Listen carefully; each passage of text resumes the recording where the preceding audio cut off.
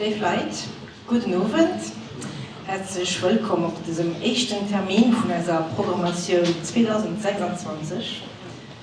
Das ist immens erfreulich zu sehen, dass das Event so gut besiegt ist. Merci, dass er so zahlreich den Weg bis hierhin erfunden hat. Mein Name ist Sonja da Silva. Ich bin die neue Direktorin vom Institut Pierre Werner seit dem 1. Januar und ich freue mich immens auf diesen Abend, der unter dem Motto Meinungs- und Pressefreiheit steht. Wir haben Deja an Fred, den berühmten französischen Pressezeichner Plantu, zu empfangen. Und ich bin immens dankbar, dass die Ankündigung von dieser Konferenz schon ganz frei auf großem Enthusiasmus gestoßen ist. Sowohl an den Schulen wie am öffentlichen Raum. Mit darauf komme ich gleich zurück, wenn ich auf Französisch switchen.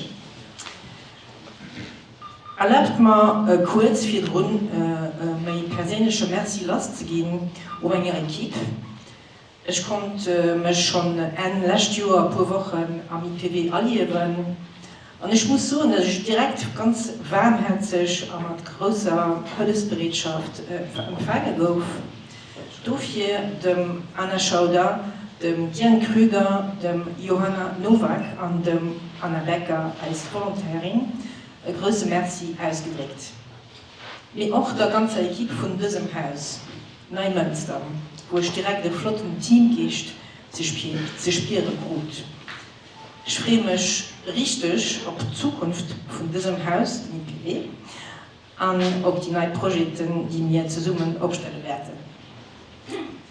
Cher public, merci à toutes et à tous d'être venus en si grand nombre pour saluer la venue d'un dessinateur de presse de grande renommée, Jean Plantureux, dit Plantu, celui qui pendant près de 50 ans a signé de son trait éditorial la Une du Monde et qui a créé, il y a 20 ans, l'association Cartooning for Peace avec Kofi Annan, prix Nobel de la paix et ancien secrétaire général des Nations Unies.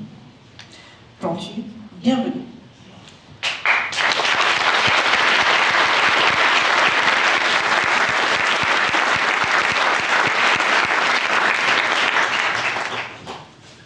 C'est un honneur et un bonheur de vous accueillir au Luxembourg à l'occasion de la parution de Media Culpa, j'espère que vous avez déjà un exemplaire, un livre dont la thématique a éveillé un intérêt qui va au-delà des personnes réunies ce soir dans la salle. En effet, le fil rouge de votre livre, l'actualité et l'art du dessin de presse, au vu de ce fil rouge, ma collègue Anna Schauder, représentante de la France à l'IPV, a eu l'idée de mettre en place des actions de sensibilisation dans les écoles. Pour ce faire, elle a sollicité le conseil de presse pour mobiliser des journalistes à animer des ateliers pédagogiques sur la liberté de la presse et le langage universel que constitue le dessin de presse. Depuis le mois de décembre, nous avons pu organiser avec le concours de journalistes motivés et le relais du réseau des écoles de l'UNESCO une tournée d'ateliers dans de nombreux établissements du pays. Je vais les citer. Lycée Nick Beaver à Dulange, Lunster-Lycée à Youngminster, École Sainte-Sophie, École de commerce et gestion, Lycée Aline Mayrich et demain, vous vous rendrez personnellement au lycée des garçons pour une rencontre avec plus de 200 élèves. Le service d'enseignement de la ville de Luxembourg soutient également notre initiative en organisant au niveau de l'enseignement fondamental, des actions pédagogiques, jusqu'ici à Clausen et à Bonnevoie. Et c'est ainsi que plusieurs jeunes citoyens en herbe ont pu, entre autres, exercer leur esprit critique en matière de médias, être alertés quant aux dérives de la désinformation et ont pu mieux identifier les procédés humoristiques à l'œuvre dans le dessin de presse. Tous les efforts de sensibilisation déployés dans le cadre scolaire depuis le mois de décembre nous confortent dans l'idée que la culture est un puissant levier de lutte contre cette milice virtuelle qui sévit sournoisement sur la toile, de manière active et efficace, à la faveur d'opinions biaisées voire de prise de position bafouant les droits fondamentaux. Ces actions nous ont semblé nécessaires, d'autant plus nécessaires quand on sait que le dernier rapport de l'UNESCO sur les tendances mondiales en matière de liberté d'expression atteste qu'actuellement, ce droit fondamental est des plus malmenés, faisant état d'une baisse de 10% dans le monde depuis 2012. Le fruit de ces interventions pédagogiques se trouve en partie épinglé sur les dessins que nous exposons ici ce soir, ainsi qu'à la gare centrale. Cela me conduit à souligner le second pilier de notre action, l'exposition de 18 dessins de presse commentés par des élèves et que les chemins de fer luxembourgeois accueillent depuis la semaine dernière sous la verrière de la gare centrale. Différents thèmes s'y trouvent abordés, allant du rôle de l'éducation à la culture, des médias, réseaux sociaux, écologie, santé. L'inauguration a d'ailleurs eu lieu ce matin, à l'arrivée de Pantu à la gare, et en présence, là aussi, de 3 classes scolaires, accompagnées de leurs enseignants issus de l'école privée Fjellchen et du lycée Michel Rodange. Une autre classe s'est ajoutée, celle de l'atelier. Je peux dire que, pour en avoir été témoin, vous avez été accueillis comme une rockstar par la centaine de jeunes qui vous attendaient à la gare, et vous le leur avez bien rendu en leur accordant avec bienveillance et générosité votre temps et votre attention. C'était très touchant à voir. Donc une vitrine aussi centrale nous a été accordée par les CFL, nous réjouit, nous remercions les équipes pour leur soutien et cette belle opportunité de visibilité jusqu'au 1er mars. Et je peux déjà vous dire que l'intérêt est tel que l'exposition s'annonce itinérante. Permettez-moi encore de souligner le soutien de l'ambassade de France dans l'organisation de cette manifestation et de remercier tout particulièrement l'ambassadeur Christophe Bouchard pour son engagement. En assistant à l'un de ces ateliers scolaires dans un lycée, vous avez donné un signal quant à l'importance de développer, dès le plus jeune âge, un réflexe du questionnement critique face à l'information. Je terminerai en paraphrasant le poète espagnol Gabriel Celaya. Comme lui, j'ai envie d'affirmer, au regard des dessins de Pantu et de la portée de leur message, que, tout comme la poésie, le dessin de presse est une arme chargée de futur. Sans plus attendre, je vous cède la parole et nous souhaite à toutes et à tous une excellente soirée.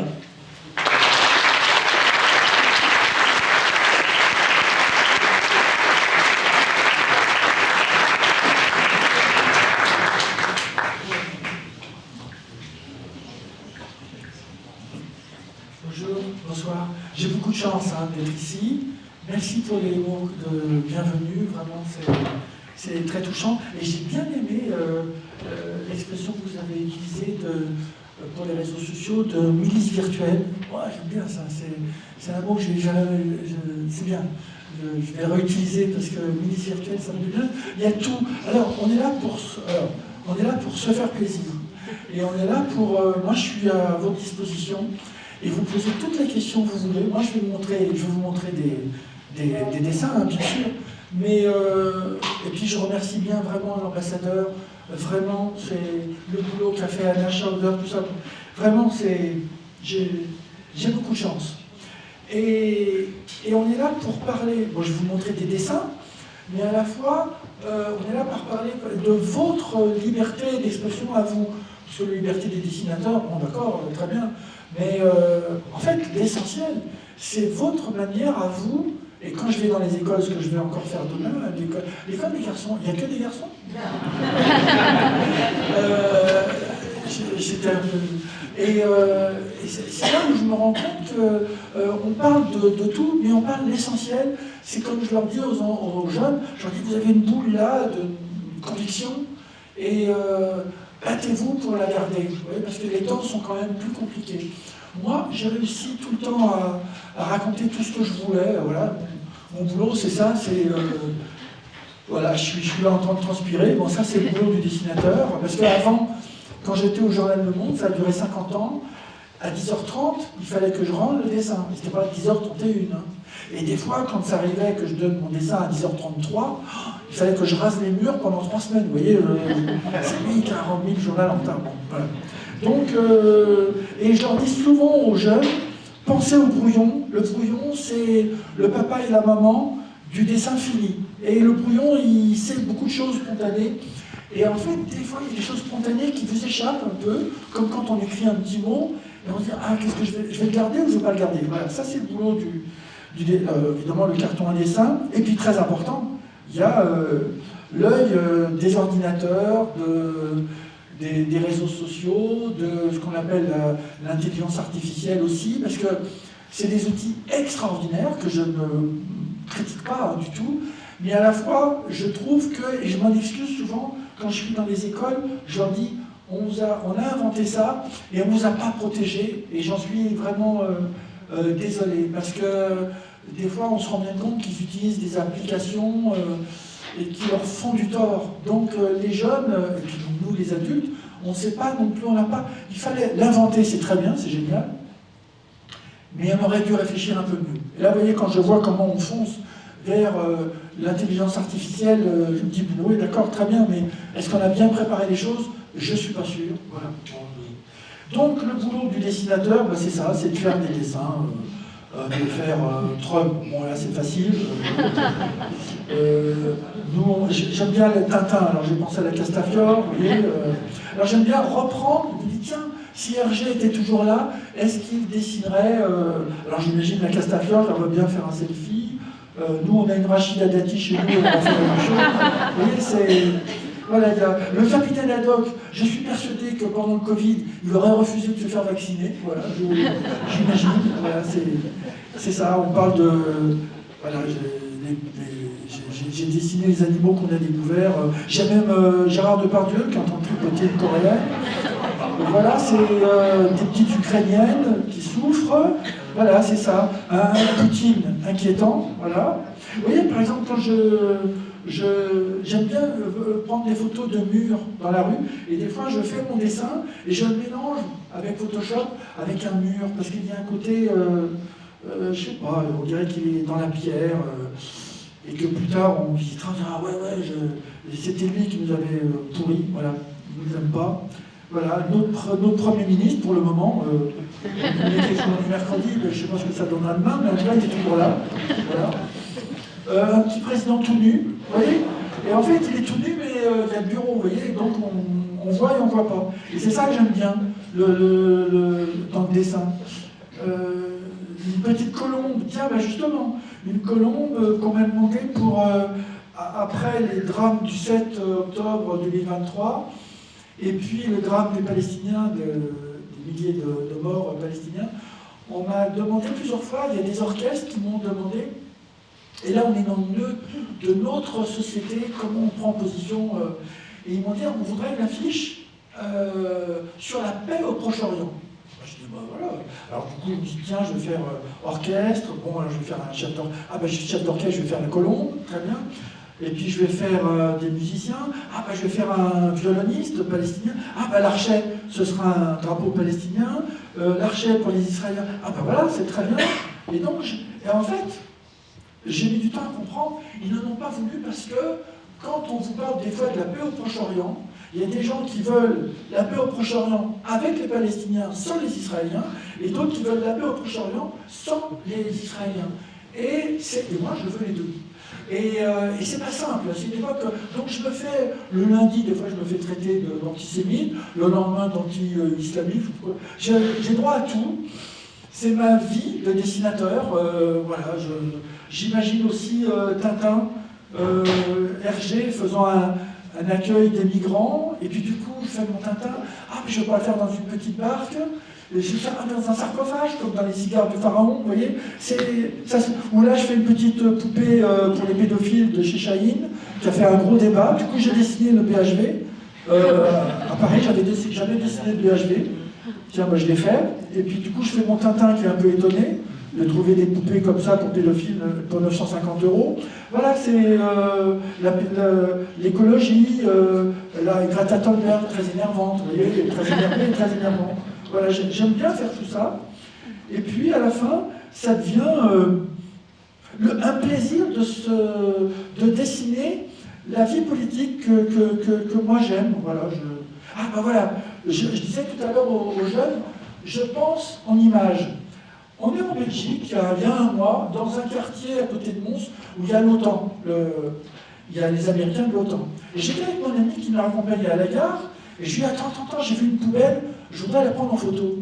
Il dit, mais tu sais, ton train c'est dans 10 minutes, t'es gentil, mais je lui ai dit, tu crois que c'est important de prendre en photo une poubelle? Je lui ai dit, si, reviens. Alors on est revenu, on s'est garé, il m'a dit, mais fais-moi, c'est que des gens de l'OTAN. Hein. Et donc j'ai pris une poubelle d'une maison de l'OTAN. Elle m'a dit, mais fais gaffe, parce qu'ils ne vont pas rigoler quand tu leur prennes en photo. Là. Mais je dis, mais regarde la poubelle, c'est Trump, regarde, c'est Trump. Voilà, ça me faisait rigoler. Voilà. Quand je vois des choses comme ça, et puis voilà, du coup, je l'ai fait. Et ça, j'aime me faire plaisir. Alors évidemment, tout ça est exagéré, mais je n'ai rien fait. Je pense que c'est des cartons de chez Amazon. Je sais pas, il y a des trous dans les cartons d'Amazon, je sais pas. Je sais pas pourquoi. Je trouve que ça... C'est drôle, hein, pour les cartons comme... Ouais, c'est des vrais trous. Moi, j'ai rien fait, hein. J'ai fait que la photo. Voilà. Et maintenant, on s'en va parce que tu vas te faire casser la gueule. Et ça, vous voyez, par exemple, sur le Luxembourg, c'est un vieux dessin des années 80. Et je me suis rappelé que tous les députés, ils déménageaient tout le temps pour aller à Strasbourg, à Luxembourg, à Bruxelles, et qu'il paraît qu'ils continuent toujours à faire leur bagage. Et ça, c'est un très vieux dessin. Et puis, au moment de l'affaire Clearstream, j'avais fait ce dessin-là avec l'Europe et puis le paradis fiscal. Mais c'était à l'époque, hein. Maintenant ça a changé. Voilà. Et puis ça, c'est plus récent, le prix Nobel de la paix, parce que c'est sur le Groenland. Et du coup, vous voyez, j'avais jamais dessiné les gens du Groenland. Et en fait, je me suis dit, bon, alors, on pourrait dessiner des phoques, des petits ours blancs, voilà. Je voulais dessiner la culture, que je ne connais pas du Groenland, hein. Mais à chaque fois, je me suis dit, comment ils sont faits, comment ils sont... Et donc, j'ai repris la broderie qu'ils utilisent au Groenland, pour que ce soit...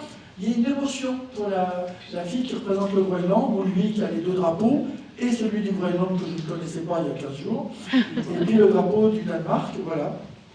Et puis du coup, moi j'avais en tête de faire le prix Nobel de la paix, bon, voilà. Et donc du coup, j'ai pris sur Google comment on fait une pelle pour la neige. Alors j'ai regardé des pelles, et puis après je me dis comment on se tient quand on veut balancer de la neige sur quelqu'un, voilà. Et puis après j'ai fait un tank qui soit à la fois pelleteuse et à la fois tank, voilà. Après j'ai fait des vraies petites maisons qui sont belles d'ailleurs au Groenland, de Nuuk, la capitale, Nuuk. Ça s'écrit M-U-U-K, mais ça se prononce Nuuk, ouais, c'est rigolo.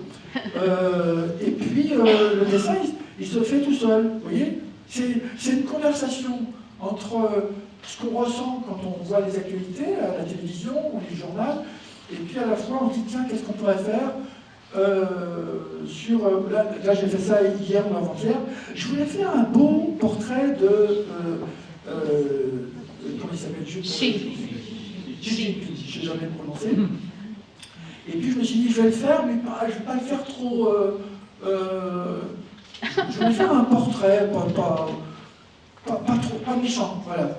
Mais à la fois, il y a la route de la soie. Bon, très bien. Ensuite, je me suis dit, je vais faire Poutine. Alors là, j'ai mis un peu de rouge, vous voyez, dans les yeux. Voilà, ça c'est important. Avec la Russie qui est en train de bouffer l'Ukraine. Ensuite, lui, Trump, alors lui, chacun a sa petite map monde, et puis c'est les routes du chacun pour soi. C'est pas la route de la soie, mais la route du chacun pour soi. Voilà, j'ai eu l'idée il y a quelques jours, et puis je l'ai dessinée hier ou avant-hier, et une fois que j'ai l'idée, je prends des notes, et puis après ça se fait tout seul. Je dis comment je vais dessiner Xi Jinping, comment je vais faire. Après, du coup, la route de la soie, j'ai vérifié, puisque je me suis dit, alors c'est là que on me suis rendu compte que dans les routes de la soie, il y en a même qui passent par les océans, voilà. Et puis le Groenland, bah, évidemment, c'est autant prendre la vraie carte du Groenland, et puis ça se fait comme ça, voilà. Là, comme je le trouve un peu fou, voilà, je le fais un peu comme ça, avec un petit contenant, ça c'est cliché. il paraît que Jérôme Bosch a inventé les premiers entonnoirs pour les fous. Et il y a des peintures de Jérôme Bosch avec des entonnoirs. Je me suis dit, ça c'est bien pour les fous. La babale, voilà, comme les fous. Alors la babale, c'est quoi la babale? La babale, c'est le Groenland. C'est le rond des drapeaux du Groenland. Voilà. Là, j'ai mis un petit peu moins. Vous voyez, puis comme on est en France, on a des problèmes dans les urgences qui sont débordés. D'abord, j'ai commencé à dire qu'il faut que je fasse quelque chose pour les urgences. Alors, j'ai décidé le bordel dans les urgences. Ensuite, le médecin qui n'en peut pas. Et puis après, j'ai dit, ah, on va faire venir un fou. Alors, je vais prendre le fou. Et puis après, ça va, oui, vous êtes débordé, mais c'est encore ce gros débile qui veut piquer le territoire de ses voisins. Voilà. Et puis, à la fin, ça devient un dessin... Là, vous voyez, le gars il fait sous lui quand même. Hein, regardez, là j'ai mis pas trop chaud. Hein, voilà. Et puis ça c'est la publicité Intermarché que je trouve géniale. Et puis du coup je me suis dit tiens un petit loup, le mal-aimé, voilà, j'ai fait Poutine en mal-aimé. Mais là ça ne termine pas bien. Vous voyez, il y a une table dans la pub Intermarché où tout le monde s'embrasse sur la bouche presque. Là c'est la guerre. Est-ce que vous voulez que je puisse vous poser des questions? Moi, je peux continuer à vous montrer des tas de dessins. Ouais, merci. Il y a un micro. Si vous voulez que je réponde à des questions, vraiment, vous avez bien compris que c'est très spontané. Je fais comme vous le sentez. Vous voulez que je continue à montrer des images Moi, vous m'arrêtez, hein, vous envoyez les piles qui sont derrière, et puis c'est facile. Hein. Surtout, hein, voilà. Alors, qu'est-ce qu'il y a comme image? Il y en a plein. Hein. Alors, qu'est-ce qu'il y a? Oh, ben ça, c'est parce que nous, on est chez nous. Parce que, vous voyez, en France, c'est des gens qui disent, on est chez nous. Et du coup, ils disent, ah, on est chez nous. Voilà. Mais des fois, c'est n'importe quoi, je vous dis. Hein. Est-ce que ça tient la route? Peut-être, peut-être pas. Voilà. Et ça me plaît, ça c'est en Iran. Ça c'est un vieux dessin que j'ai fait dans les années 79, 80. Qu'est-ce que c'est comme religion? Avocat. Et comme ils n'arrêtent pas de pendre des manifestants, je fais ce dessin-là. Et ça, à quoi ça sert un dessin? Vous voyez, quand ils sont arrivés au pouvoir en 79, moi j'aurais jamais imaginé que ces fous de Dieu soit encore au pouvoir en 2026, c'est dingue. Et je me souviens que on avait accueilli à Neauphle-le-Château, à côté de Paris, l'ayatollah Khomeini. Et l'ayatollah Khomeini, à l'époque de Giscard, on s'était dit, enfin lui il avait dit on va l'accueillir, et puis je crois même que quand le Shah a été chassé par les Iraniens, on a amené, pas sur un tapis volant, mais sur un avion de la République, on a amené Khomeini. Et moi, je me souviens que mon directeur à l'époque, André Fontaine, au Monde, il m'a dit, je viens de voir à Neauphle-le-Château l'ayatollah Khomeini, s'il a le pouvoir un jour, ça va être une catastrophe. Mais je vois encore la scène avec André Fontaine, qui était j'adorais le directeur du Monde, c'était en 79. Et je ne savais pas à quel point il avait raison. Voilà, et donc, grâce à toutes les études ratées, j'ai raté mes études, mais à la fois, tout ce que j'ai raté à l'école, je l'ai rattrapé grâce aux journalistes ou grâce à la vision de tous ces... qu'on voit le dessin à la une, du coup, ça a donné beaucoup l'occasion à des ambassades de France à l'étranger de me faire parcourir le monde pour montrer les dessins ou la liberté d'expression d'un dessinateur qui fait la une d'un journal en France.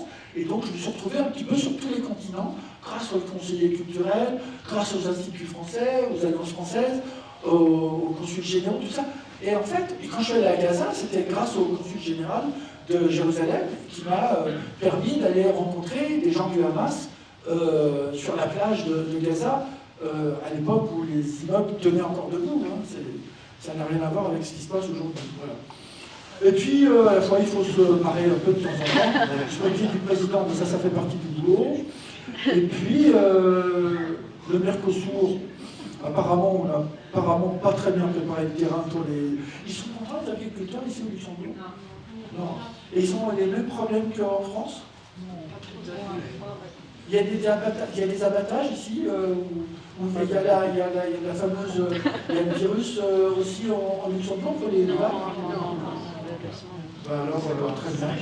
Mais c'est peut-être parce que les agriculteurs sont peut-être plus obéissants qu'en France, parce qu'il y en a qui passent au travers des mailles et puis qui transportent les vaches là où il ne faut pas, et après ils contaminent d'autres étables. Vous voyez, mais ça, il ne faut pas en parler.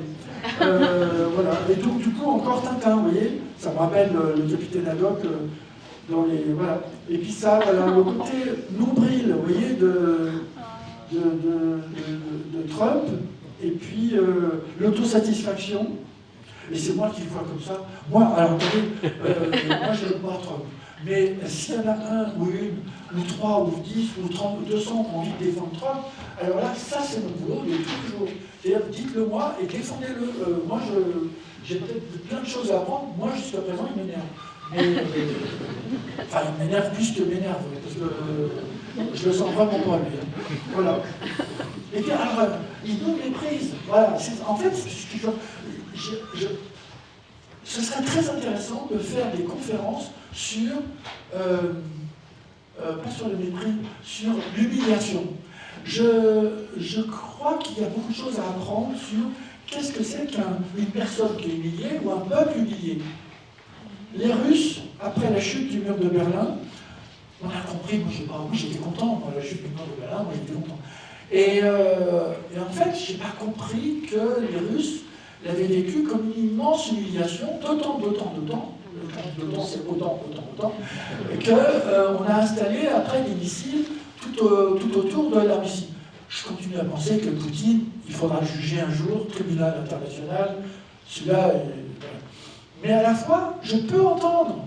Et quand on dit que le traité de Versailles en 1919 a humilié les Allemands, j'ai mis du temps à comprendre.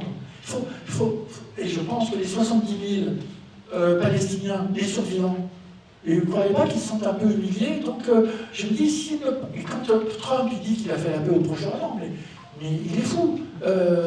Jamais les survivants ne pardonneront ce qu'ils viennent de vivre depuis 2023. Voilà. Comme les Israéliens ne pardonneront jamais au Hamas ce qu'ils ont osé faire le 7 octobre 2023. Ouais. Il faut toujours entendre qu'est-ce que c'est qu'une humiliation. Et moi, je trouve que, ça me dépasse que je suis pas un intellectuel, mais vous avez bien compris, mais je crois qu'il y a un travail à faire sur qu'est-ce que c'est qu'un peuple humilié. Voilà. Et je crois qu'il y a un travail formidable à inventer pour essayer de mieux se... Ça, c'est le Venezuela, voilà. Ça, c'est le drame de Grand Montana. Voilà, des fois, un dessin, qu'est-ce que c'est un dessin? C'est un dessin... je voyais l'enterrement, je voyais les roses blanches, je voyais qu'il y avait des pauvres gamins de tous les pays qui étaient morts, et voilà. Et ce qui m'a le plus touché, en fait, c'est pas tellement le dessin, c'est une petite jeune fille qui a dit « On ne peut pas ajouter des jours à la vie, mais on peut ajouter de la vie au jour. » Oh, quand j'ai entendu ça à la télévision, à l'enterrement, je me suis dit « Quelle belle réflexion !» Et voilà, c'est touchant. Un dessin, c'est ça. Bon, ça, c'est un vieux dessin que j'ai fait du chat. Et moi, je n'aimais pas beaucoup le chat, mais je ne savais pas que l'opposition chiite des ayatollahs ferait autant de tragédies immondes pendant autant d'années. Voilà. Moi, je peux vous montrer des tas de dessins. Ça, c'est le dessin de Charlie Hebdo qui n'a pas beaucoup plu. Vous voyez, par exemple, ça, c'est la réponse quand les Suisses ont dit « Attendez, c'est pas très drôle ce que vous avez fait ». Du coup, ils inventaient des djihadistes, mais des arbalétiers comme Guillaume Tell, vous voyez, qui vient décimer la rédaction de Charlie Hebdo. Et ça, c'est drôle. Et dans ces cas-là, il faut savoir à quelle culture on s'adresse. Qui ne connaît pas Guillaume Tell peut passer à côté de l'incompréhension, la compréhension d'un dessin. C'est pour ça que j'ai retrouvé ce dessin-là d'un dessinateur qui s'appelle Etika, que j'adore, avec Guillaume Tell qui essaye d'ophtalmo, et il ne comprend jamais rien, mais il a tout loupé, lui. Ça, c'est son fils. À partir d'un même sujet, on peut raconter tellement de choses, tellement enrichissant. Vous voyez, un dessin, ça c'est un dessin tout simple, qui n'est pas du tout un dessin politique, c'est une petite jeune fille de 11 ans qui s'appelle Louise et qui a été assassinée il y a 6 mois. Et dans ces cas-là, on est démunis. On sait pas. Vous savez, il y a des gens qui apportent une rose, il y en a d'autres qui font une chanson, il y en a un autre qui vient avec un violoncelle. Moi, j'ai fait ce dessin-là parce que je voulais juste partager une émotion toute simple avec cette petite jeune qui avait... Alors j'ai repris la photo de cette petite Louise, elle avait un bonnet comme souvent les jeunes, avec les petits yeux comme ça, vous voyez, des petits yeux protecteurs. Et en fait, elle n'a pas été protégée. Et vous voyez, c'est un dessin tellement simple et qui n'est pas politique, mais à la fois, ben, c'est notre année, la semaine comme ça, où on est tous en train de pleurer, on ne sait pas quoi dire, on ne sait pas quoi faire. Et d'ailleurs, les parents que je ne connais pas m'ont écrit pour me dire qu'ils avaient été dans la... Ils vivent une tragédie, même encore aujourd'hui, je suis sûr que c'est une immense tragédie, mais à la fois savoir qu'on pense à eux, qu'on pense à la petite Louise, voilà. Ça c'est le boulot. Alors le harcèlement, quand je vais dans les écoles, souvent je fais parler les jeunes du harcèlement, il y a des gamins qui me racontent des tas de choses sur le harcèlement. Vous voyez, moi. Alors du coup, moi je me dis, tiens, moi, est-ce que j'ai été harcelé? Alors non, je ne peux pas dire que j'ai été harcelé, mais vous voyez, comme ça c'est moi à l'école, j'étais sage, je ne comprenais rien, ça c'est mon prof de latin, j'étais vieux de latin. Et vous voyez, il fumait le film cigarette pendant la classe, c'est incroyable, bon c'est les années 60. Hein. Et vous voyez ces deux-là, alors c'est pas du harcèlement, hein, mais ça a duré 15 jours, j'étais au fond de la classe, au milieu de ces deux-là, et pendant le cours d'histoire, il me donnait des coups de poing dans les couilles, vous voyez, pendant le... Ah, ça fait mal. Et du coup, j'ai inventé, je me suis balancé sur ma chaise, et j'ai fait tomber toutes les chaises, toutes les tables qui étaient derrière moi, et le prof a dit, bon, vous qui êtes là-bas, vous mettez là. Et donc, j'ai échappé, ça a duré 15 jours. J'appelle pas ça de harcèlement, je crois qu'il y a quelqu'un qui veut poser une question. Je vous écoute. Bonjour. Vous pouvez en fait me solliciter des questions. Et en fait, vous parlez vous parlez de peuple humilié, effectivement, et puis vous voyez des mots là, je pense au peuple iranien. Et votre dessin qui m'a fait le plus rire, parce que j'étais abonné pendant 35 ans au Monde, j'ai coupé moi maintenant, c'était Gorgi à son audition, place fumeur ou pas. Et la question que je voulais vous poser, c'est vous n'avez pas peur quand vous dessinez ça? Jamais. Vous n'avez jamais eu peur. Je ne sais pas comment je ne sais pas comment je le fais. Je remercie les policiers qui m'accompagnent toujours, parce que c'est ma vie aussi. Mais non, je n'ai pas peur. Et l'autre jour, je veux dire, je dormais chez moi et j'entendais un bruit. J'ai un tout petit de pièce dans le 10e, à côté de la République, à Paris. Et j'ai entendu du bruit.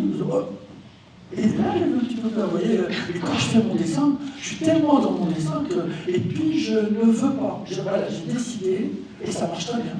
J'ai décidé, j'ai été ému quand j'ai vu tous ceux que je connaissais à Charlie Hebdo, dont Tinius, qui était un ami à moi, coupé en deux par une rafale de mitraille. Ça, c'est un choc que je n'oublierai jamais. D'ailleurs, dans mon corps, je ne savais pas que ça existait. En regardant la télévision, quand Cabu blessé, Cabu assassiné, Tinius blessé, Charles blessé, Charles assassiné, je ne savais pas que ça existait, j'ai tous les muscles, j'ai une crampe dans tout le corps de tous les muscles, je ne savais pas que ça existait. Je suis resté comme ça prostré sur mon fauteuil, ça a duré 10 minutes, et puis après, voilà. Et donc, non, quand je fais mon dessin, j'ose espérer que ceux qui sont un peu ignorants, je dirais, pour dire les choses gentiment, ont compris que mon boulot à moi n'est pas du tout d'humilier telle ou telle religion. Vous voyez, là, l'autre jour, j'étais la semaine dernière, j'étais dans une école catholique, je leur dis, écoutez, moi je suis pour l'avortement, par exemple, mais je veux entendre la parole de ceux qui sont contre l'avortement. Et ça ne me dérange pas de dialoguer et de me nourrir. Peut-être que j'ai tort hein, d'être pour l'avortement de la loi Veil, mais je peux entendre, j'aime le discours, et j'aime la confrontation, pourvu que ce soit dans le respect. Voilà, donc il faut faire les dessins, je ne dis pas que j'ai une mission, il faut faire des dessins, il faut rendre hommage à Charlie Hebdo, voilà, il y a eu 12 morts ce jour-là, le lendemain il y a eu un magasin juif cachère qui a été décimé aussi, voilà, il faut toujours l'avoir en tête, Et puis, d'ailleurs, vous voyez, par exemple, j'étais en Savoie, il n'y a pas longtemps, et je montre son dessin après avoir montré la liberté d'expression, jusqu'où on peut aller, et il y a un gamin qui me dit « Ouais, mais votre Marianne, elle a ça à l'air. » Et ça humilie ma religion. Je lui dis « Mais arrête, montre-moi ton portable, montre-moi les photos, t'as ton portable, je suis sûr qu'on a des filles à poil, arrête avec ça. » Et donc, tout le monde a rigolé, vous voyez, et il voulait faire un cinéma sur sa religion. Je lui dis « Mais attendez, allez-y, parlez-moi de votre religion. » Et donc, on a parlé de la religion. Et moi, je me laisse aller dans ces cas-là, et j'aime me laisser aller. Ça, c'est un mur qui a été peint à Paris, dans le 13e, et qui a été, et qui est toujours,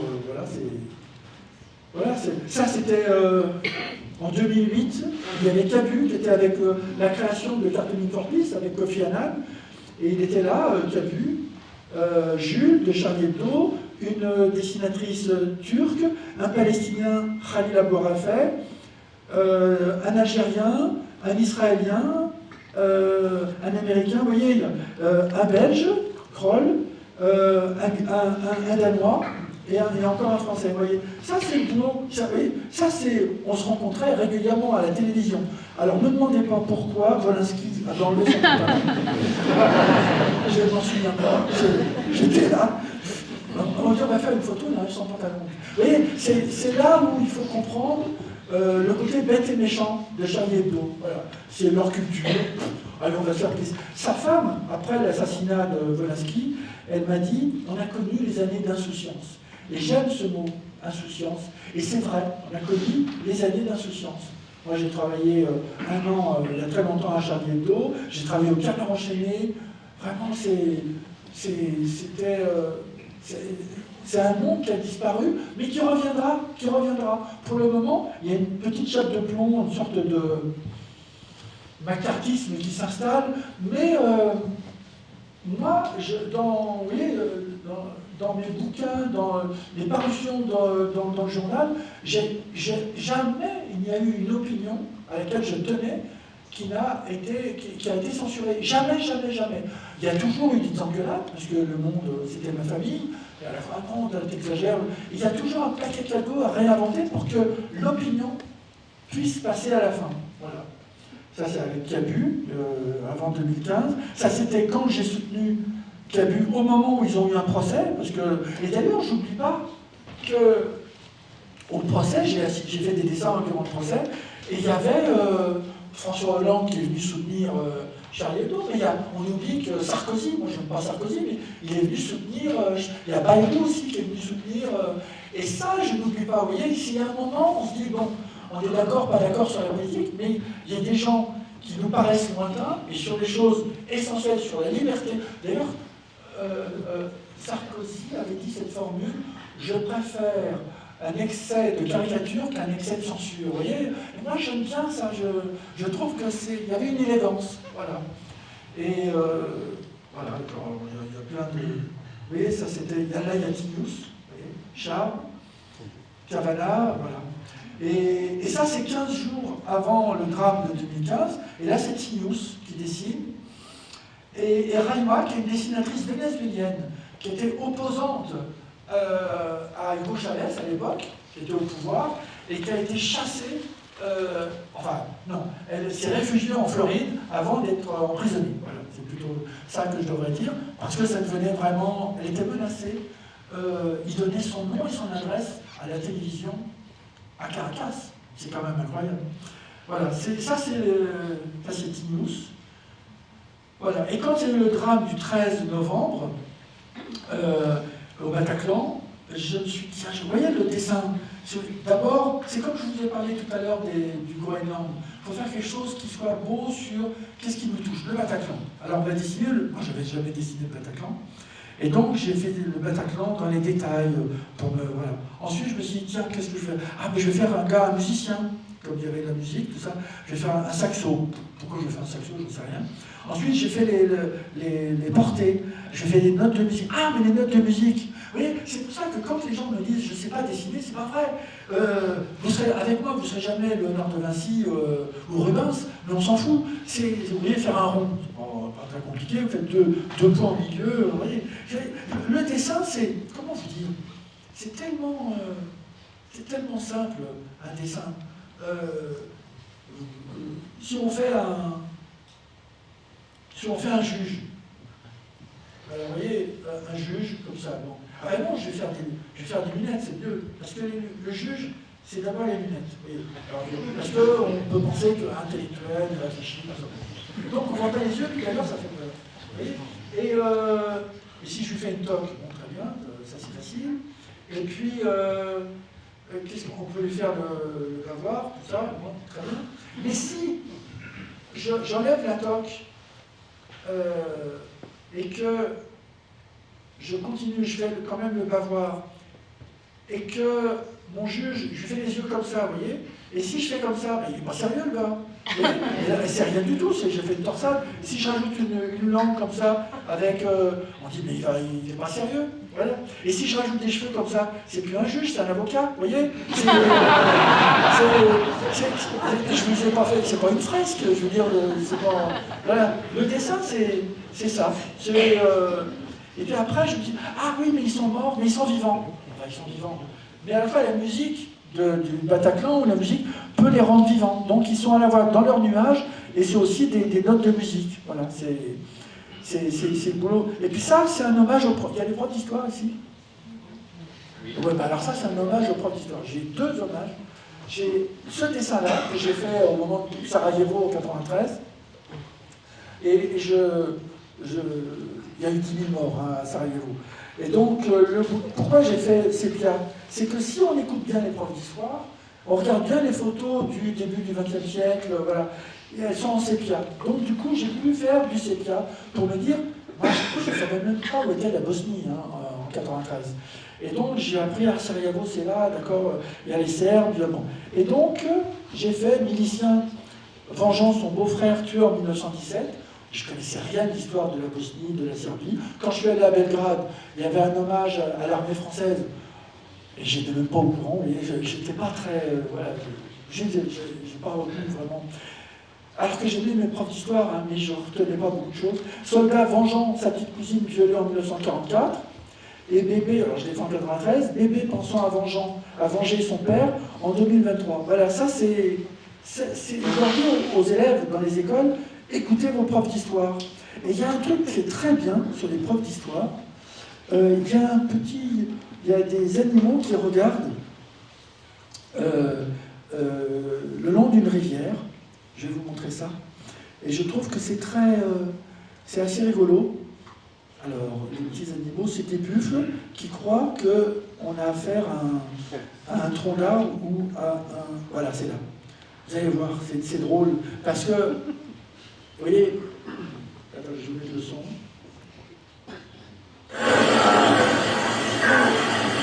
Alors, tu crois que c'est un crocodile.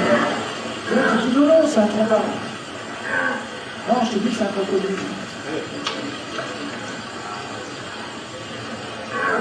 Non, tu vois, c'est un tronc d'arbre. Je te dis que c'est un crocodile.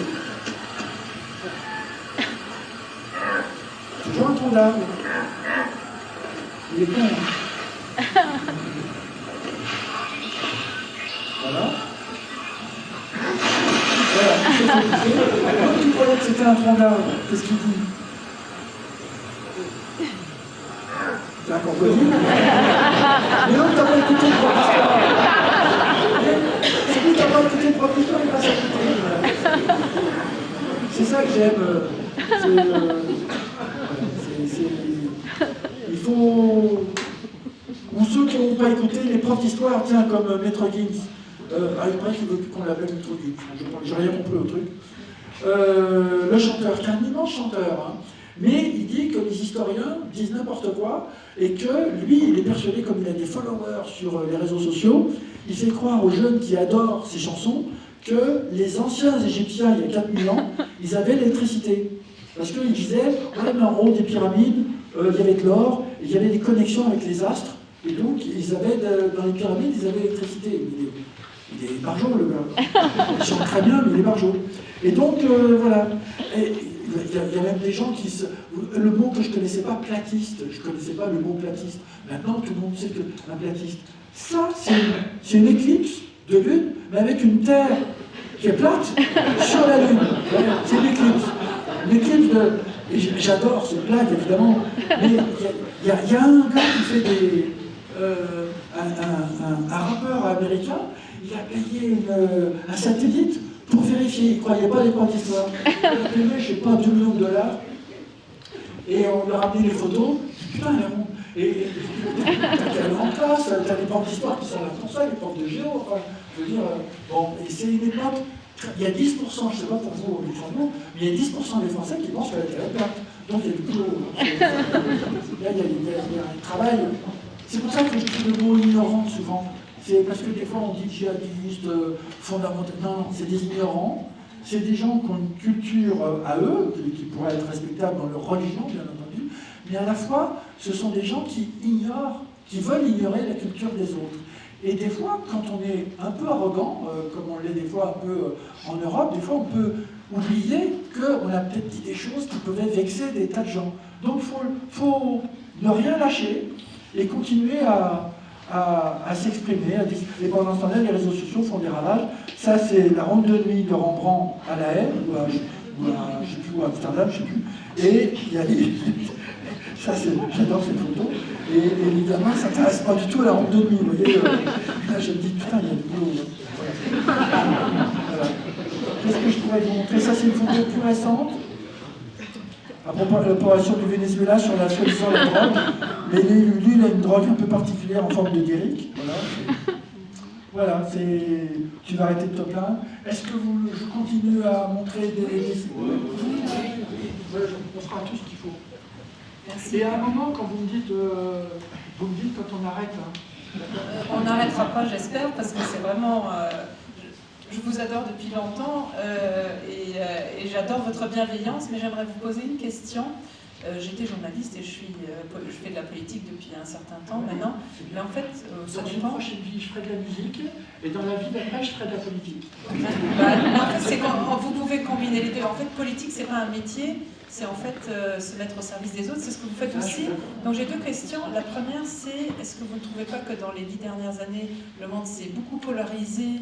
Est-ce que vous ne le sentez pas? Parce qu'on le sent quand même. Les gens, c'est noir ou blanc, le gris, ça n'existe plus vraiment. C'est ma première question, parce que on vous a demandé si vous n'aviez pas peur. Bon, moi, c'est quelque chose que je n'ai pas non plus. J'ai pas peur, mais je remarque quand même que la société se polarise.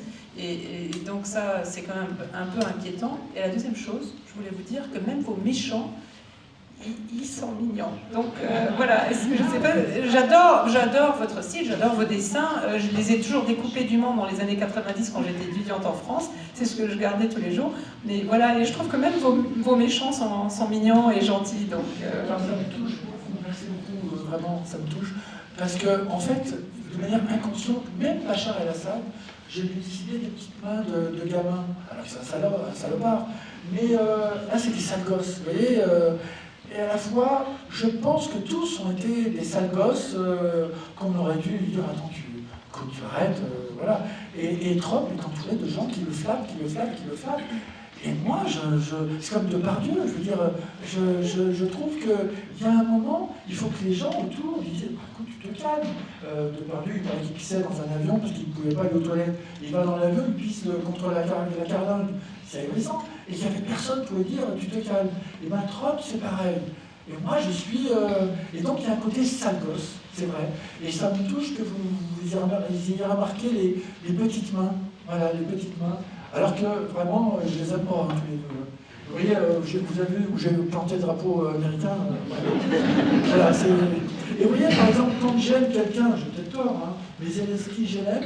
Et donc, c'est une autre manière de traiter en image l'homme politique. Vous voyez, c'est différent. Il y a le grotesque, vraiment la caricature à l'ancienne, comme toujours, et puis il y a un visage qui est différent. Voilà, et c'est pas facile, parce que comme il est mince, Zelensky, voilà, ça c'est quand ils se sont vus et qu'ils l'ont roulé dans la farine, c'est comme de dire Zelensky, vous voyez, avec Poutine et Trump. Voilà. Tiens, ben voilà, vous voyez, j'imagine, je rêve que Poutine, voilà, 1952-2039, et à la fin, il y a marqué mort comme un con. En 2039, en glissant sur une savonnette à Bamako. Et ça fait du bien. Oui, ça fait du bien. Enfin, oui. Mais 2039, c'est lointain quand même. Enfin bon. Mais il faut qu'on se fasse du bien aussi. Voilà. Et à la fois, il est toujours aussi moche, lui, mais bon, c'est ça que j'aime. Ça, c'est beaucoup de mythes. C'est des gamins, c'est la cour de récréation, concours de mythes, c'est pareil, avec des sous-marins, voilà. Et ça, vous voyez, moi qui n'ai jamais fait, enfin j'ai fait 2 ans de latin, mais bon, Sénèque, malheureusement, eh ben, vivre, ce n'est pas attendre que l'orage passe, vivre, c'est apprendre à danser sous la pluie. Et à partir de là, je me dis, ah, la phrase, alors du coup, je dessine des nuages, j'ai dessiné des petites souris, des parapluies, et puis après les petits cœurs, des parapluies encore. Ah, on va mettre un évêque, un imam, un rabbin, voilà. Et le dessin, il se fait tout seul. Et c'est pour ça que le dessin, en caricature comme ça, c'est pas plus 12, hein, c'est vraiment, faut se laisser. Vous avez vu mon dessin tout à l'heure, ou quand je dessine Sarko, voilà, Sarko, c'est facile, vous faites les yeux comme ça, bon, ça c'est facile. Vous faites, il a les paupières, voilà, il est toujours triste, bon, voilà, comme ça. Il a le nez qui passe comme ça, il a les dents gnark un peu comme ça, qui passent comme ça. Ensuite, il a les oreilles de Spock, vous voyez. Voilà. Ensuite, il est fait, j'ai l'impression qu'il est fait à la règle. Ce qui fait que là, il est comme ça, et là, vous voyez, c'est à la règle. Et ça marche. Vous voyez, on fait comme ça, et on refait à la règle. Voilà. Et alors, ce qui est bien avec Sarko, vous faites les 2 pieds là, comme ça, et ça, c'est ça qui est bien. Bon, ça, je n'en veux pas.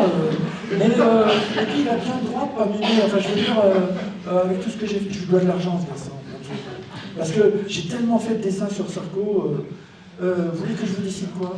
Je vous dessine ce que vous voulez. Le Grand-Duc. Voilà, montrez-moi une photo. Le Grand-Duc actuel, parce que j'ai assisté à la passation de pouvoir il y a 3-4 mois à la télé. C'est bien, c'est intéressant. Mais le Grand-Duc actuel, L'ancien ou le nouveau. Voilà. Vous avez une photo? Merci. Oui, mais alors, en ce moment, il est avec la barbe ou pas? Ah, bah c'est comme nous, le cornu. Il avait la barbe, il a été nommé Premier ministre, il peut peut-être me raser. Voilà. Ah, il est beau gosse. Ouais. Alors. J'aurais préféré un pas beau gosse, mais bon, parce que les beaux gosses sont plus durs à dessiner que les. Alors. Vous avez vu le trait comme ça? Le trait est trop gros. Donc, on va faire un trait plus petit. Moins épais. Ensuite, je reviens. Ensuite, alors, les yeux, même encore, c'est encore trop gros. Vous voyez, il y a des gens, il faut y aller tout doucement. Voilà, il a les yeux clairs. Le nez, on n'a qu'à dire comme ça, le nez. Légèrement en trompette, c'est pas sûr. Des petits sourcils comme ça. Voilà. Et voilà, les petites paupières comme ça. Alors, très important, le sourire. Ici, un gars souriant. Ouais, parce que des fois, sur la photo, ils sont souriants, mais dans la vraie vie, apparemment, il l'est. Alors, la lèvre, plus petite encore, le trait. Il faut que ce soit présent, mais pas trop. Voilà.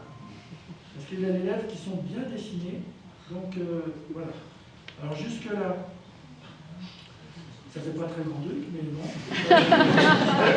Alors, ensuite, je ne vais pas tricher avec moi. Il y a une couronne? Ah, bah oui, sur le oui, c'est vrai. Au moment de la passation, ils ont mis quelque chose sur la tête.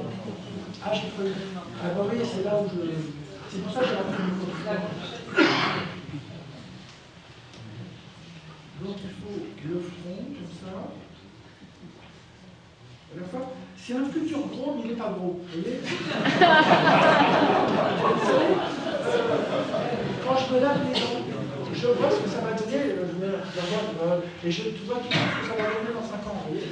Et lui, il sera gros plus tard. Ne dites pas, ne dites pas.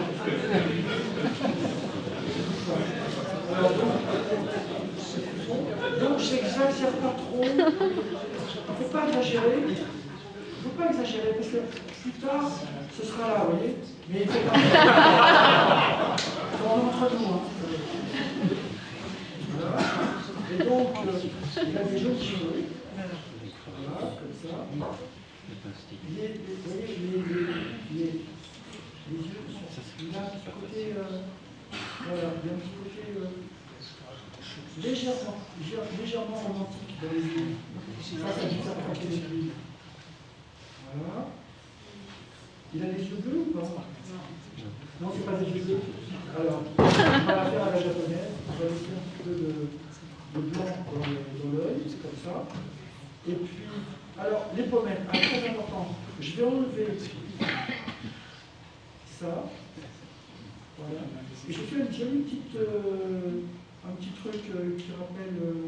Hop, non, pas comme ça. Comme ça. Voilà, là il est bien. Ensuite, des trucs comme ça. Ensuite, alors, il faut travailler bien. Voilà. Voilà.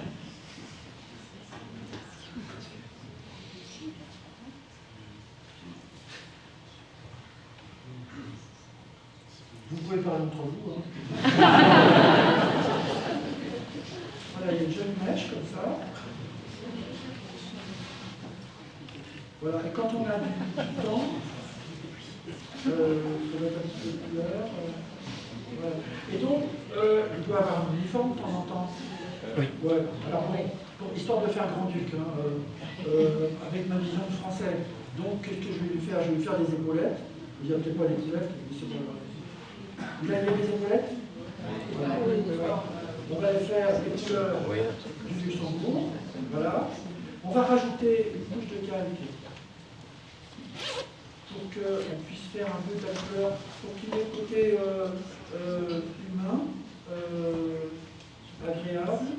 Vous voyez, on fait ça.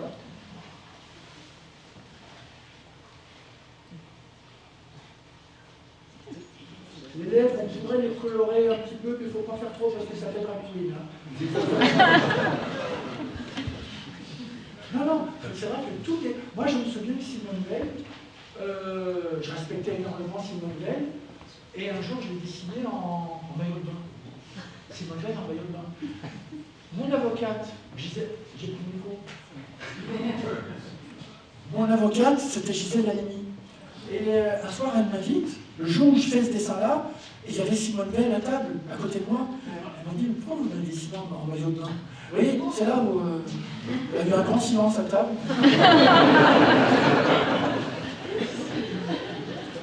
Donc vous voyez, là je regarde encore les lèvres, j'ai peut-être un peu exagéré sur les lèvres. Donc on continue.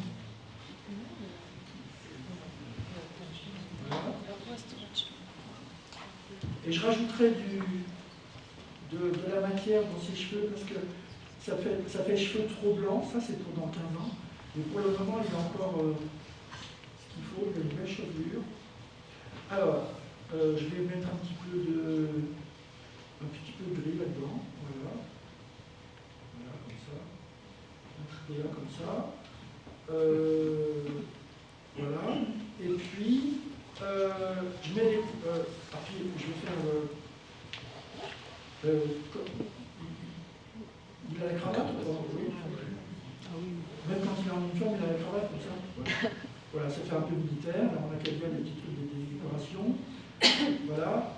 Non, il faut le faire plus mince. Parce qu'il ne faut pas que ça donne. Il ne faut pas le faire comme s'il était gros. Hein. Il sera gros, mais il est et puis c'est entre nous, hein, parce que je vais peut-être rencontrer sa mère en mars. Alors bon, je ne sais jamais. Les couleurs du drapeau. C'est bleu et orange parce que c'est orange Nassau. Il y a de la royal et de l'orange. C'est bleu orange, c'est rouge orange? Non, c'est orange. C'est du rouge. C'est orange Nassau, il vient de la famille orange Nassau. Oui, la forme aux couleurs. Le luxembourgeois, c'est le rouge blanc bleu. Le rouge en haut, blanc, et bleu un peu clair. Oui, bleu clair. Sinon, c'est néerlandais.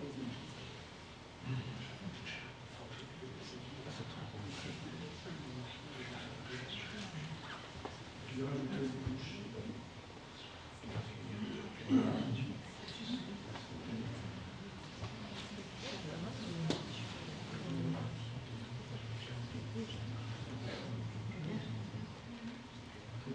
bleu, pas trop foncé.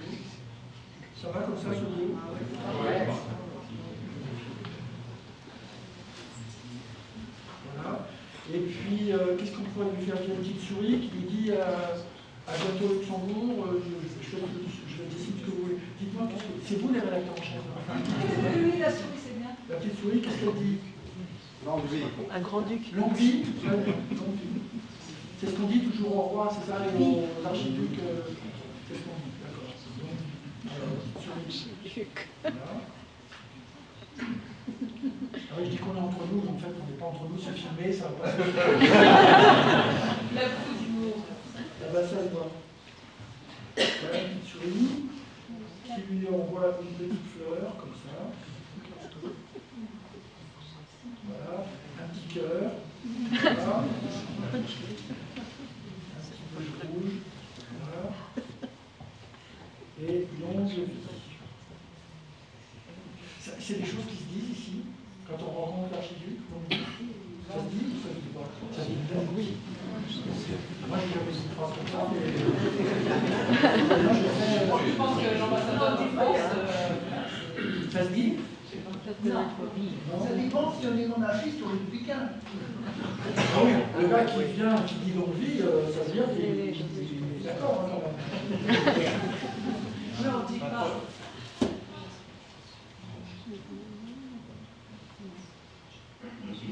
Voilà. Bon, la prochaine fois, je travaillerai un petit peu mieux, mais parce qu'elle mérite mieux quand même. En tout cas, Je merci de m'avoir propose juste aidé, un hein. changement.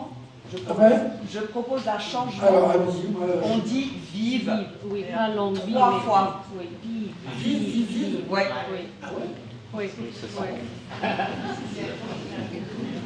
Alors, on y va. Alors, je vais faire une petite colombe à côté, parce que ça fait comme ça. Une petite colombe dans les deux. Voilà, une petite colombe dans les deux. Voilà.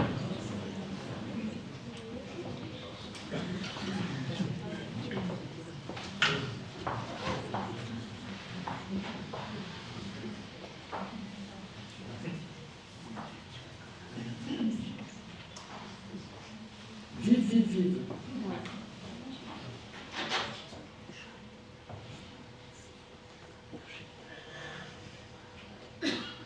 C'est quand le peuple acclame, c'est ça qu'ils disent, c'est ça? Ah, bah, c'est oui, d'accord, c'est bon. Nous, on dit dégage. C'est- Il y a deux étapes.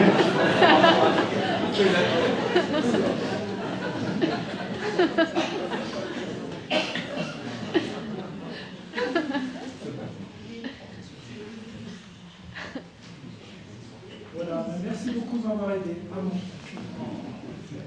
Voilà, merci beaucoup.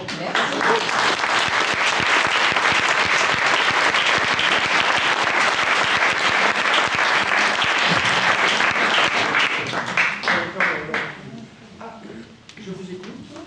Allez-y. Merci beaucoup. Quand est-ce que vous avez échangé votre crayon contre une tablette et qu'est-ce que cela vous a fait ou est-ce que vous utilisez encore les deux?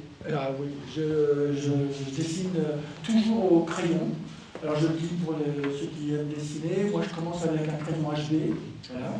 Ensuite, quand je veux dessiner les joues avec délicatesse, je prends un feutre plus mince, comme ça.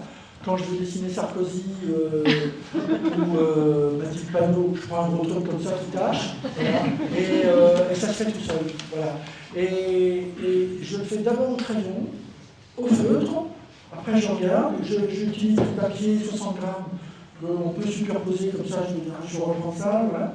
Et puis après, quand je suis presque content de ce que j'ai fait, je le scanne. Et après, je le mets sur mon ordinateur et avec Photoshop, je rajoute des petits détails.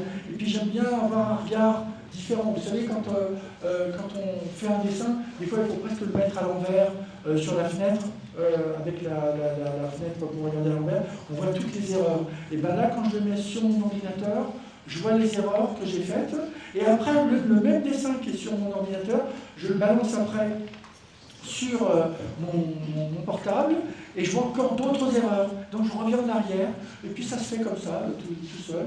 Mais je préfère le crayon et le feutre, mais quand je suis dans la bande Kofi Annan, il fallait que je fasse le dessin, j'étais dans un train, j'ai dessiné Kofi Annan avec ma tablette.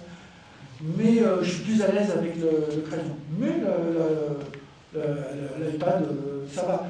Mais je suis plus à l'aise avec... J'aime entendre le son du crayon, le son de la gomme, voilà, c'est plus mon univers. Et en plus, j'ai l'habitude depuis longtemps, avec un feu, vous savez, on utilise cette partie-là, je ne sais pas comment ça s'appelle, de cette partie de la main. Voilà, et on le repose, et on joue avec le poignet, alors qu'avec l'iPad, des fois quand on pose trop le poignet, il comprend autre chose l'autre. Et donc, voilà, on est obligé de toucher l'écran qu'avec le doigt ou avec le stylet. Et c'est un petit peu une contrainte, mais on se débrouille. Peu importe, pourvu qu'on vous donne un support. Moi, il y a longtemps, j'ai fait des sculptures. J'avais un atelier avant, je faisais de la sculpture, c'était dans le prolongement de mes dessins. J'ai fait des Sarko, des baladures, des Mitterrand, voilà. Et des juges, j'ai fait des juges aussi. Et c'était il y a très longtemps, il y a 25 ans. Et voilà. Les outils, pourvu qu'on soit animé par quelque chose, on vous donne des outils, on vous donne de la peinture à l'huile, de l'aquarelle, de l'argile, c'est pareil. Parce que quand vous êtes habité, vous savez ce que vous voulez faire passer, il y a toujours une manière de le décliner avec n'importe quel outil. Et si on vous donne un mur, c'est encore autre chose. Et c'est le mur, il parle aussi. Comme l'outil parle. Le feutre, il parle, mes doigts parlent, mon crayon, ma feuille de papier me parle. Et c'est une conversation entre mes quelques neurones, mon cœur, mes tripes, et puis ce que j'ai en tête dans mon dessin. Et puis ça se fait, c'est une conversation silencieuse. Et ça se fait avec les outils du bord. Je crois qu'il y avait quelqu'un d'autre qui voulait aussi. Oui, Excusez-moi. Ici.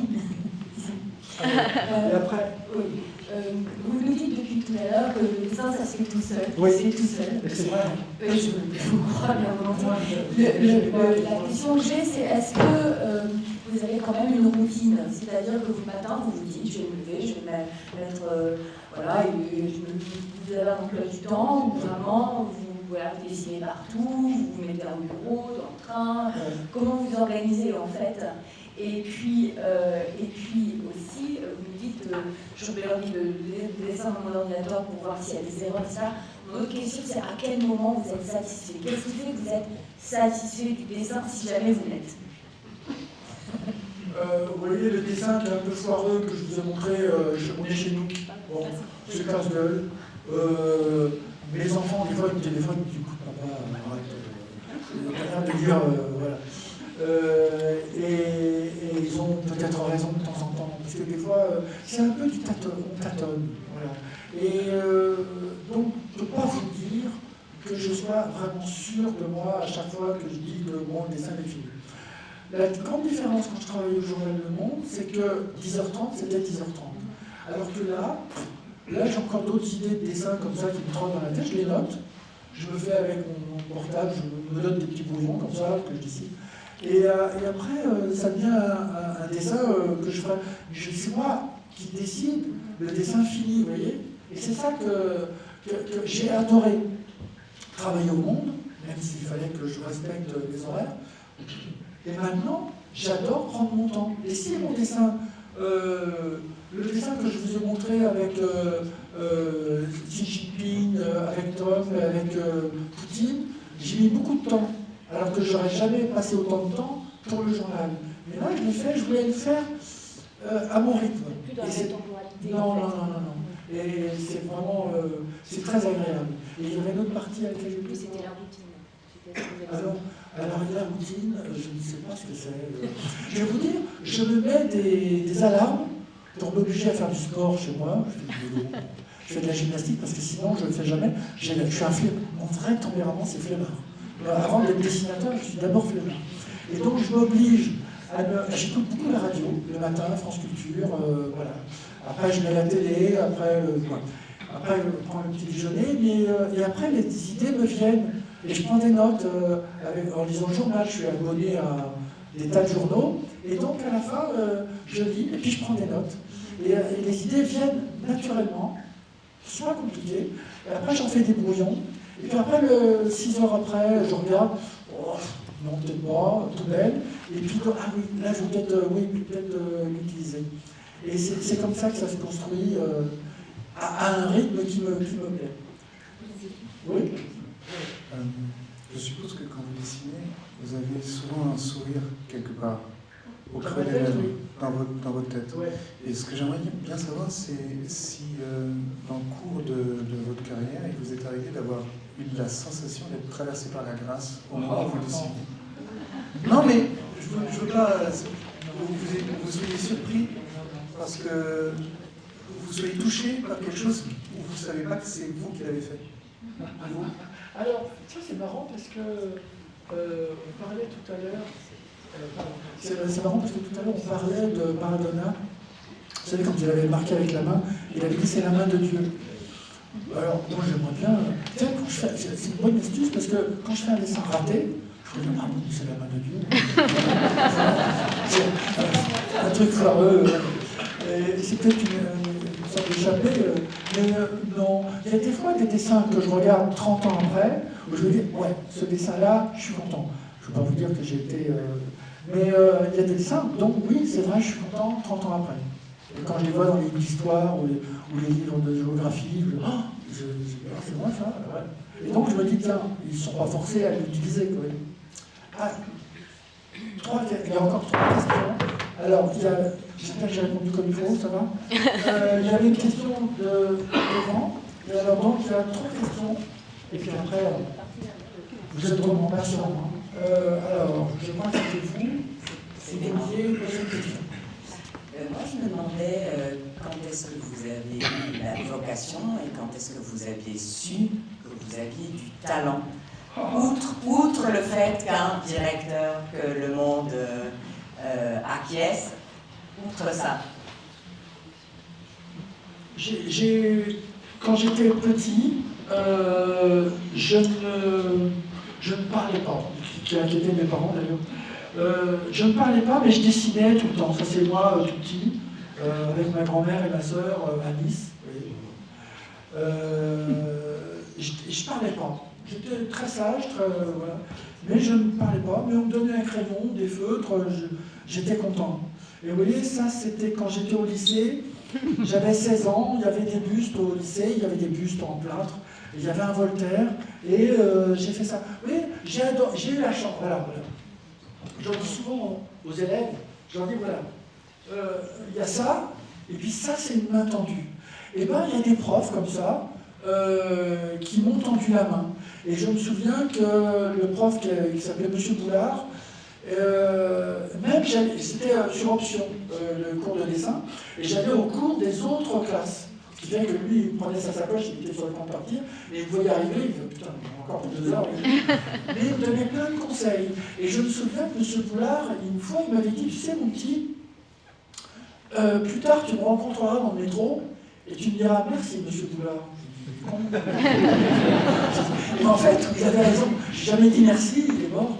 Et je lui ai jamais dit merci, mais on est tous habités par une rencontre, une main tendue, un prof, un cousin, quelqu'un de la famille qui vous a encouragé. Et c'est ça c'est la magie de la vie. Vous voyez, là où j'ai été touché par la grâce, il y a des rencontres comme ça. Comme par exemple, vous voyez, c'est une suite de hasard, hein, le boulot du dessinateur. Là, j'étais à Tunis, et je reçois un coup de téléphone à Tunis, et on me dit c'est Yasser Arafat qui veut vous rencontrer. Je dis mais qu'est-ce que vous racontez je ne savais même pas que Arafat était à Tunis d'ailleurs à l'époque. Et lui qui n'était pas capable de dire je reconnais le peuple israélien, avec un feutre que je lui tends, que je lui donne, il dessine le drapeau israélien. Vous voyez, ça c'est une rencontre incroyable. Et c'était en 91. Vous voyez, j'ai un peu morflé depuis. Et c'est vraiment, ça c'est une rencontre. Et ça c'est quelque chose que... Et je lui ai demandé, bah, de signer. Et il a signé le dessin. Et puis après, quand je suis revenu me parler, tu es un terroriste. Voilà. Et après, j'ai été voir Shimon Peres, qui n'était pas encore président d'Israël. et qui a terminé le dessin commencé par Arafat. Vous voyez, c'est incroyable. Voilà, ça, c'est une rencontre.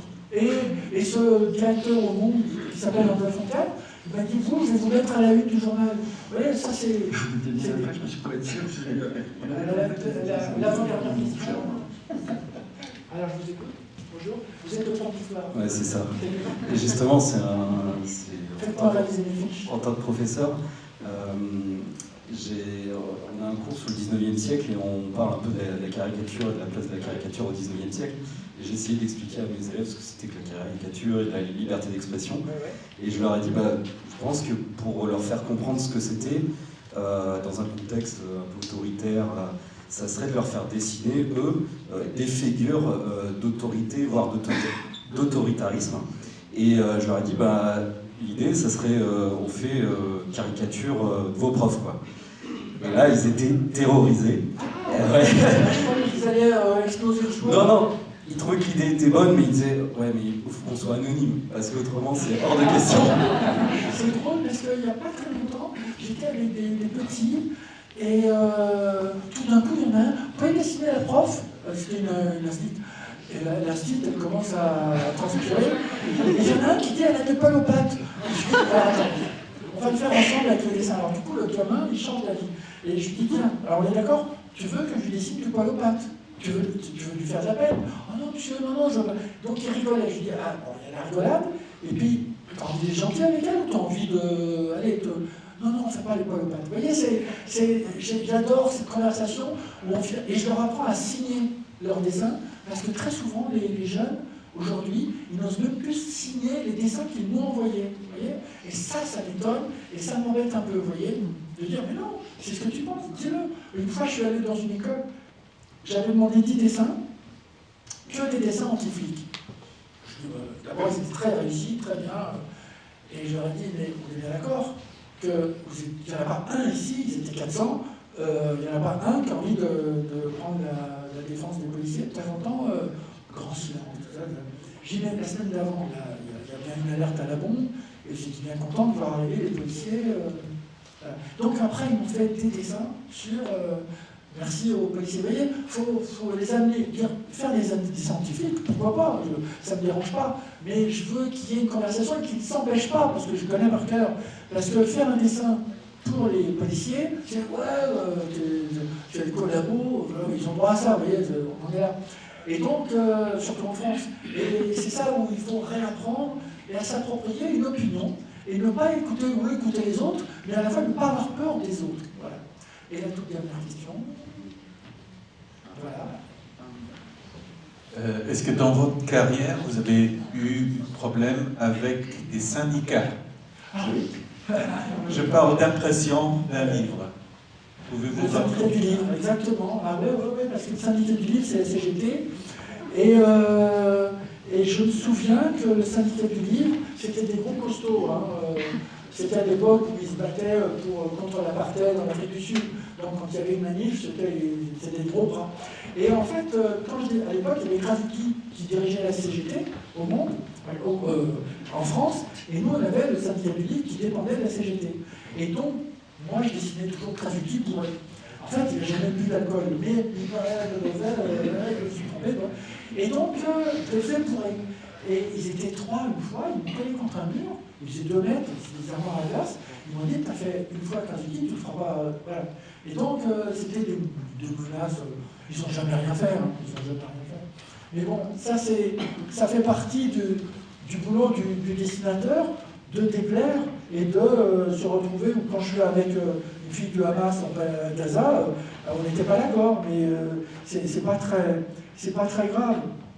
Et on va se terminer sur 3 photos pour vous dire à quel point là, il y a un petit Hollande, vous voyez, un petit Hollande qui était parlé dans le journal, et le directeur me téléphone, enfin, pourquoi tu as dessiné Hollande comme ça? Il y a un truc qui dépasse, tu vois. C'est ça. Et vous voyez, une photo me parle. Et quand je vois la main comme ça me rappelle la cour d'école, tu vas ta gueule à la récré, voilà, et il n'y a plus qu'à faire le dessin. Le dessin, il se fait tout seul, vous voyez, c'est ça. Alors, 3 photos, et on se dit au revoir. La première photo, c'est on est à Medellín, où j'avais fait une rencontre avec des dessinateurs d'Amérique latine. Il y avait T-News d'ailleurs qui était là. Et à Medellín, c'était à un moment où il y avait encore les FARC, ils enlevaient des gens, il y avait les narcotrafiquants, il y avait la violence. Quand on était sur la place de Medellín, on assistait à de la violence. Bon. Et le maire de Medellín demande, pour calmer les choses, il demande au plus grand artiste colombien, Botero, de faire une colombe. Et Botero, il a fait une colombe sur la place de Medellín. Et comme la violence était tellement présente, il y a eu un attentat, et il y a eu 30 morts le jour de l'inauguration de cette colombe. Et alors, c'est là où je suis persuadé que l'art, la culture, la création sera plus forte que la création artistique sera toujours plus forte que l'intolérance. C'est que Botero, à qui le maire de Medellín lui a dit bon, on prend la colombe endommagée et tu vas m'en faire une nouvelle. Et Botero a eu la très bonne réponse. Il dit non, on va garder la colombe endommagée et on va mettre une nouvelle colombe. Et depuis, il n'y a pas eu d'autres attentats. Vous voyez, c'est comme ça qu'on arrivera et on finira par gagner la bataille contre toute forme d'ignorance, on va dire des ignorances. Là, pour le moment, on est dans une période où la violence, comme on fait en Belgique, les policiers, ils sont 17. Voitures blindées, c'est incroyable. En France, ils ne sont pas 17, mais c'est quand même une époque où des fois, on se rend compte, je me souviens qu'une fois, c'était dans une ville, c'était à Namur, les policiers m'ont demandé est-ce que vous voulez qu'on vous explique, parce que ça partait en sucette, vous voyez. Et donc c'est une époque quand même qui n'est pas bonne pour la liberté, nos libertés. Mais ça va s'arranger. Grâce à la culture, c'est pour ça qu'il ne faut pas renier les budgets de la culture. Voilà, et je vous remercie. La toute dernière question. C'est gentil de me l'accorder, merci. J'adore vos dessins depuis toujours. Il y a juste un tout petit truc qui m'a gêné, c'est quand vous avez fait Xi Jinping en gentil par rapport à Poutine et Trump, sachant la répression horrible contre les Tibétains, contre les Ouïghours, toutes les atteintes aux droits humains. Est-ce que vous ne pouvez pas le faire un petit peu moins gentil? Vous avez raison sur toute la ligne. Merci. Je me suis fait moi-même la critique. Ah, très Mais bien. alors, pour reprendre une expression que me disait le prof de dessin, il paraît que les Grecs, j'ai jamais fait grec, ils disaient rien de trop. Et des fois, dans un dessin, parce que le but de mon dessin, c'était Trump. Poutine, dont les ratings ont passé avec ses yeux rouges, mais je voulais la route de la soie, tranquille, voilà. En fait, c'est la triche, le dessin. C'est comme un magicien, il vous montre, et c'est là que ça se passe. Et en fait, je l'ai amené avec Xi Jinping, et en fait, c'est Trump que je veux faire, vous voyez. C'est un boulot magicien avec son... Et voilà, comme ça. Et à la fin, je voulais que vous alliez vers mon Trump. Et si j'avais fait trop du méchant, du côté de... On aurait dit, qu'est-ce qu'il veut dire? Ah oui, les Ouïghours... Non, il y a un moment, c'est de la caricature, d'abord. C'est pas un travail éditorial, ça ressemble à l'éditorial, ça a le goût de l'éditorial. C'est comme le Canada, ça a la saveur de l'éditorial, mais c'est pas un travail éditorial. Et à la fin, on vous dirige vers quelque chose qui est ma manière caricaturale de présenter les choses. Mais ce que vous êtes en train de me dire, en le faisant, je savais qu'un jour quelqu'un me poserait une question comme ça. Parfait, merci. Ouais, c'est vrai. Alors, la prochaine fois, peut-être un dessin avec seulement Xi Jinping en vrai méchant. Comme vous voulez. Dessin à donner à Amnesty International et à tous les groupes de soutien au Tibet. Comme vous voulez. Alors justement, on va se terminer là-dessus. On m'a invité en Chine il y a 10 ans. Et j'ai dit, mais les gens qui m'intéressent, c'était dans une ville du Sud, je ne sais plus. Et je leur ai dit, mais je pourrais montrer c'est l'expo que je voulais de moi. Moi je veux bien, hein, mais je peux mettre les dessins sur le Tibet. Ils me disent, évidemment, vous croyez qu'on est où? Bon. Et la semaine d'avant mon voyage, la valise était prête. Il me téléphone, il me dit, ah, non, le Tibet... Et j'ai fait une erreur, j'ai dit, je ne viendrai pas. Alors qu'en fait, je ne suis pas venu. Hein. Et alors que, non, en fait, j'aurais dû y aller. On m'aurait dit, ouais, tu es en Chine, tu ne diras pas tes dessins. Et j'aurais utilisé, au moment d'une conversation, j'aurais montré mes dessins sur le Tibet, sur les Ouïghours et tout ça. Et j'ai loupé le coche. J'ai refusé, j'ai boudé bêtement, alors que j'aurais dû y aller. J'ai fait une erreur. La prochaine fois, peut-être. Avec grand plaisir, et en tout cas, je penserai à vous parce qu'il n'y a aucune raison de lui faire du cadeau à celui-là. Merci beaucoup. Merci encore.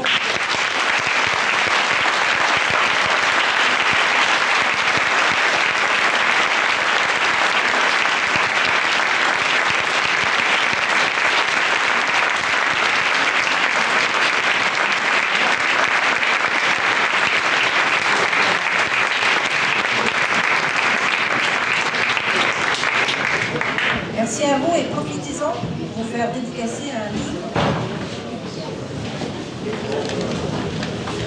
Merci aussi à la technique, qui a été formidable. Le son, c'est génial. Merci encore.